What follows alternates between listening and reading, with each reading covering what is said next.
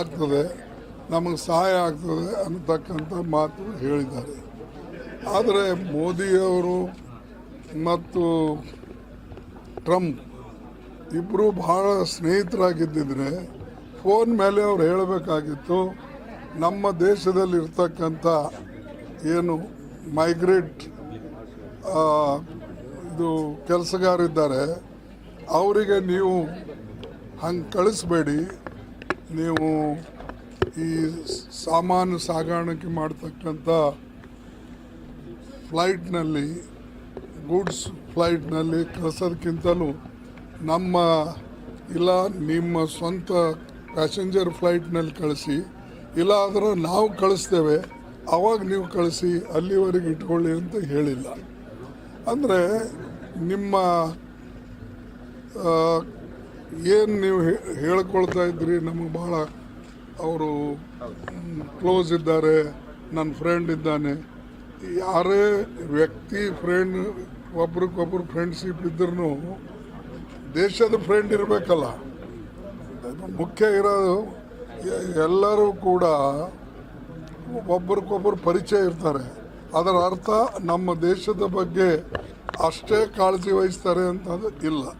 ಅದಕ್ಕಾಗಿ ಮೋದಿಯವರು ಯಾವಾಗಲೂ ಸ್ವಲ್ಪ ಮುಂದೋಗೇ ಮಾತಾಡ್ತಾರೆ ಮತ್ತು ಅದಕ್ಕಾಗಿ ಅವರಿಗೆ ಸ್ವಲ್ಪ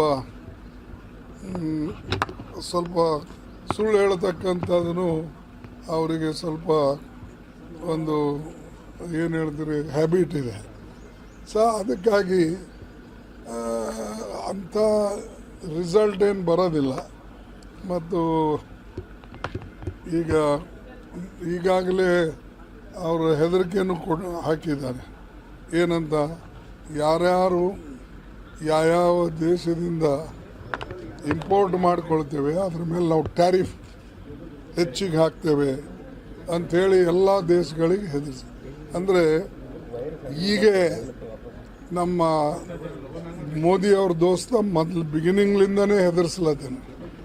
ಅಂದರೆ ನಮ್ಮ ದೇಶಕ್ಕೆ ಟ್ರಂಪಿಂದ ಒಳ್ಳೆಯದಾಗ್ತದೆ ಅಂತ ಹೇಳಿ ನಾವು ಹೇಗೆ ಭಾವಿಸಬೇಕು, ಇದು ಪ್ರಶ್ನೆ ನಮ್ಮ ಮುಂದಿದ್ದಿದ್ದು. ಮತ್ತು ಅಟ್ಲೀಸ್ಟ್ ನಮ್ಮ ದೇಶದ ಬಗ್ಗೆ ಕಾಳಜಿ ತೋರಿಸಿ, ಈಗ ನಮ್ಮ ಇರ್ತಕ್ಕಂಥ ಜನ ಏನಲ್ಲಿದ್ದಾರೆ ಲಕ್ಷಾಂತರ ಜನ, ಅವರಿಗೆ ಸ್ವಲ್ಪ ಆಶ್ರಯ ಕೊಟ್ಟು ಸಹಾಯ ಮಾಡಿ ಆಮೇಲೆ ಇಂಥ ಮಾತಾಡಿದರೆ ಒಂಥರ. ಆದರೆ ಅವರು ತನಗೇನು ಬೇಕು ಅದು ಹೇಳ್ತಾರೆ. ನಮ್ಮ ಇಂಜಿನಿಯರ್ಸು, ಡಾಕ್ಟರ್ಸು ಮತ್ತು ಕಂಪ್ಯೂಟರ್ ಹುಡುಗರು ಯಾವಾಗ ಬೇಕು ಅವ್ರಿಗೆ ತೊಗೊಳ್ಳೋದು ಮತ್ತು ಆಮೇಲೆ ಅವ್ರ ಮೇಲೆ ನಿರ್ಬಂಧ ಹಾಕೋದು. ಅದಕ್ಕಾಗಿ ಇದರಲ್ಲಿಂದ ಏನು ಪ್ರಯೋಜನ? ಸರ್, ಈಗ ಕೆಪಿಸಿಸಿ ಅಧ್ಯಕ್ಷ ಒಡಿಶಾ ಆಗಿದೆ ಸರ್, ನಮ್ಮ ಕರ್ನಾಟಕದಲ್ಲಿ ಕೆಪಿಸಿಸಿ ಅಧ್ಯಕ್ಷ ಒರಿಸ್ಸಾ ಮಾಡಿದ್ದೀನಿ.